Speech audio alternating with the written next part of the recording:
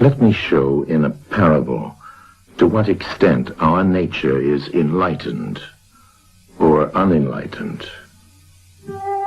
Envision human figures living in an underground cave with a long entrance across the whole width of the cave. Here they have been from their childhood and have their legs and necks chained so that they cannot move and can only see before them, being prevented by the chains from turning their heads around. Above and behind them, a fire is blazing at a distance. They see only their own shadows, which the fire throws on the opposite wall of the cave. For how could they see anything but the shadows if they were never allowed to move their heads?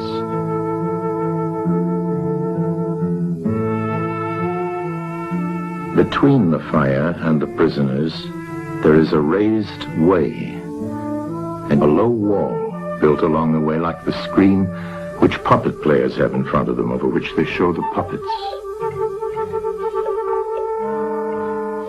Do you see men passing along the wall, carrying all sorts of articles which they hold projected above the wall? Statues of men and animals made of wood and stone and various materials? Of the objects which are being carried in like manner, they would only see the shadows. And if they were able to converse with one another, would they not suppose that they were naming what was actually before them?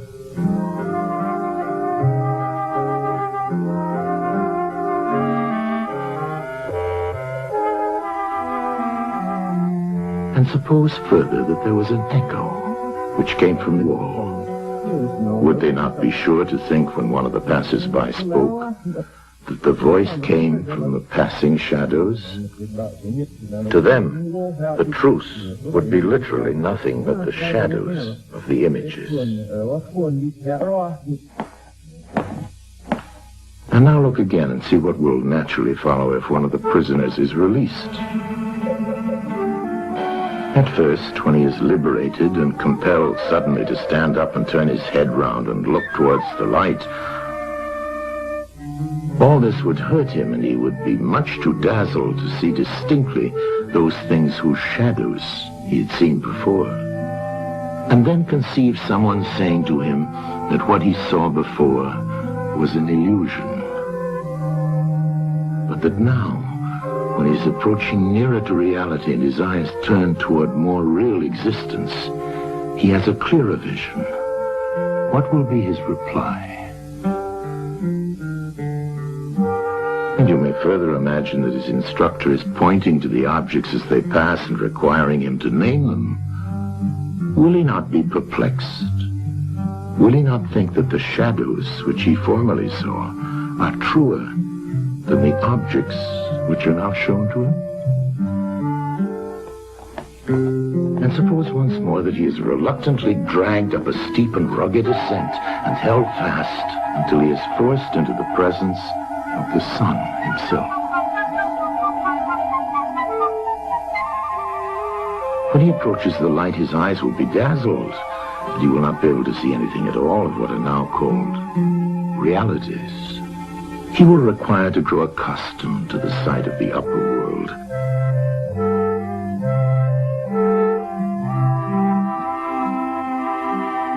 And first he will see the shadows best. Next, the reflections of objects in the water, and then the objects themselves. Then he will gaze upon the stars and the spangled heavens, and the light of the moon. He will see the sky and the stars by night. Last of all, he will be able to see the sun, and not mere reflections of it in the water, but he will see the sun in its own proper place, and not in another. And he will contemplate the sun as it is. Will he not then proceed to argue that it is the sun who gives the season and the years, and is the guardian of all that is in the visible world, and in a certain way the cause of all things which his fellows had been accustomed to behold? Clearly he would first see the sun, and then reason about it. And when he remembered his old habitation and what was the wisdom of the cave and his fellow prisoners, do you not suppose that he would bless himself for the change? Pity them?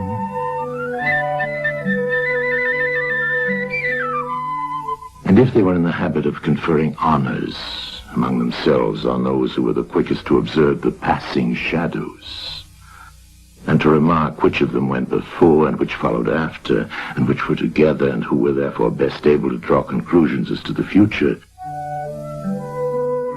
do you think that he would care for such honors and glories, or envy the possessors of them? Would he not say with Homer, "Better to be the poor servant of a poor master, and to endure anything rather than think as they do and live after their manner"? Imagine once more such a one coming suddenly out of the sun to be replaced in his old situation. Would he not be certain to have his eyes full of darkness? And if there were a contest of measuring the shadows, and he had to compete with the prisoners who had never moved out of the den, while his sight was still weak, and before his eyes had become steady, wouldn't they all laugh at him and say he had spoiled his eyesight by going up there, and that it was better not to even think of ascending?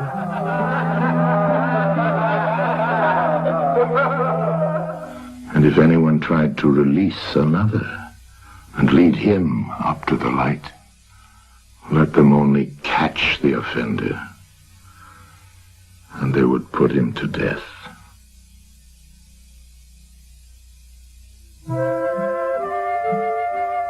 It is the task of the enlightened not only to ascend to learning and to see the good, but to be willing to descend again to those prisoners and to share their troubles and their honors, whether they are worth having or not.